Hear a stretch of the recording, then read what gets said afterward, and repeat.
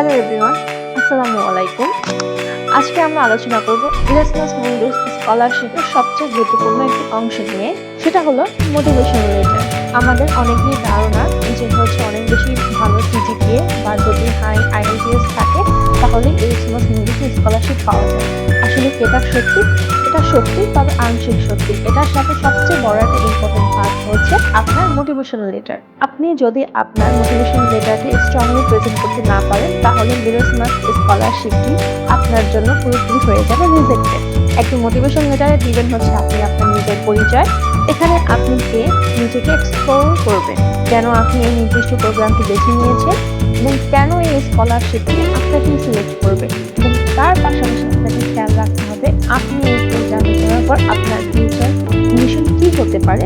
এবং একটা motivation letter যখন আপনি তৈরি করবেন তখন আপনার সবচেয়ে বেশি ইম্পর্টেন্ট 4টি জিনিস মাথায় রাখতে হবে বা 4টি জিনিস নিয়ে আপনাকে আগাতে হবে। আপনার একাডেমিক ব্যাকগ্রাউন্ড কিভাবে এটার সাথে সরাসরি সম্পর্কিত, কিভাবে এটার সাথে কাজ করবে এবং কিভাবে আপনাকে সেটা বেনিফিট দিবে। শুধুমাত্র এখানেই শেষ নয়, এবং পাশাপাশি এটা আপনার লজিক্যালি বা স্পষ্ট করে সেখানে তুলে ধরতে হবে। দ্বিতীয়ত হলো স্কিল ও এক্সপেরিয়েন্স। আপনি আপনার ব্যাচেলরে থাকার সময় যে ইন্টার্নশিপ, চাকরি, বিভিন্ন প্রজেক্টের সাথে যুক্ত থাকেন এবং সেটি আপনার একাডেমিক প্রোফাইলটি কিভাবে এক্সপ্লোর করছে সেটা আপনাকে এখানে উল্লেখ করতে হবে। তৃতীয়ত আপনাকে উল্লেখ করতে হবে কেন আপনি ইরাসমাস মুন্ডাস বেছে নিলেন, এটার রিজন কি। এবং এই জিনিসগুলো সবচেয়ে বেশি হাইলাইটেড পয়েন্ট।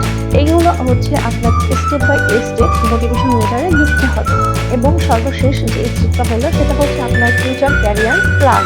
এই ডিগ্রি শেষ হওয়ার পর আপনার লক্ষ্য কি, আপনি কোন ফিল্ডে যেতে চাচ্ছেন, কিভাবে এটিকে নিয়ে আরো আপনি ফিউচারে আগাতে পারবেন। তবে মোটিভেশন লেখার সময় আপনার সবচেয়ে বেশি মনে রাখতে যেটা হবে, আপনি মোটিভেশন লেটার লিখছেন কোনো গল্প নয়, এটা হতে হবে প্রফেশনাল ওয়েতে এবং আপনাকে এটা স্ট্যান্ডার্ড মেনটেন করতে হবে। পাশাপাশি আপনার মনে রাখতে হবে আপনার প্রত্যেকটা প্রোগ্রাম অনুযায়ী আপনার মোটিভেশন লেটার আলাদা আলাদা হতে হবে এবং একই মোটিভেশন লেটার বারবার প্রত্যেকটা আলাদা আলাদা প্রোগ্রামে কপি পেস্ট করা যাবে না। যখন আপনি মোটিভেশন লেটার বারবার কপি পেস্ট করে প্রত্যেকটা প্রোগ্রামে ইউজ করবেন তখন আপনার স্কলারশিপ আসার সম্ভাবনা সবচেয়ে বেশি কম, বা কিংবা মনে করতে পারেন এটা আপনার জন্য রিজেক্টেড। এজন্য আমরা সবসময় বলে থাকি যখন আপনি যে কোনো স্কলারশিপে অ্যাপ্লাই করবেন অবশ্যই আপনাকে মোটিভেশন লেখার সময় কিছু কিছু স্টেপ মাথায় নিয়ে এবং সিরিয়াসনেস নিয়ে লিখতে হবে। আজকে এই পর্যন্তই। পরবর্তী সময় আমরা আলোচনা করব আরেকটি অংশ নিয়ে।